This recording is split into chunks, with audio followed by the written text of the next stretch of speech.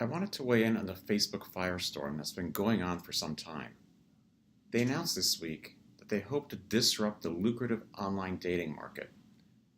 Perhaps the announcement was time to draw attention away from Mark Zuckerberg's testimony on Capitol Hill and all the negative attention related to the Cambridge Analytica scandal.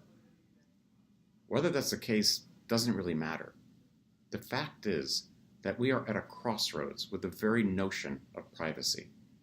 We regularly give up sensitive private information in exchange for everything from the convenience of online shopping to watching funny videos. Despite the recent publicity, the overall trend is towards less privacy, not more.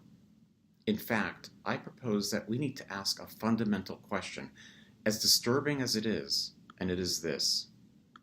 Is privacy merely a temporary phase that we are currently passing through on our way to a world where meaningful privacy no longer exists? That's the stuff of ominous science fiction movies, but perhaps it's closer than we all think.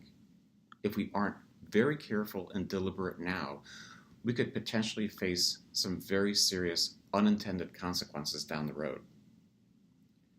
The whole Facebook debacle brings a few thoughts to mind, and also more questions than answers at this point.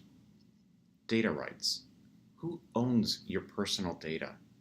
Europe's recent GDPR regulations, MIT's proposal, and other possible approaches focus on taking back control of our data and even monetizing it as we see fit.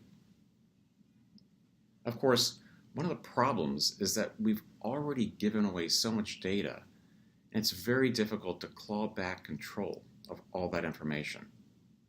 Machine intelligence and AI introduces a whole new level of uncertainty around the use of personal data and unintended social and economic consequences possible when combining vast amounts of personal information with machine learning technologies.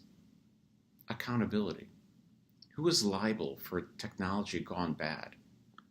Boards clearly have some accountability, but much more needs to be done here. What safeguards and checks and balances need to be in place in both the private and public sectors? How do we detect, catch, and sanction those who inappropriately manipulate social media using our data? To add to all of this, we're only just beginning to understand the impacts of social media and being constantly connected on the human brain. Technology addiction is real, and it's getting worse. What does that mean for future generations? At the end of the day, we have to accept more responsibility for our relationship with technology. We have to make sure that technology serves us and not the other way around.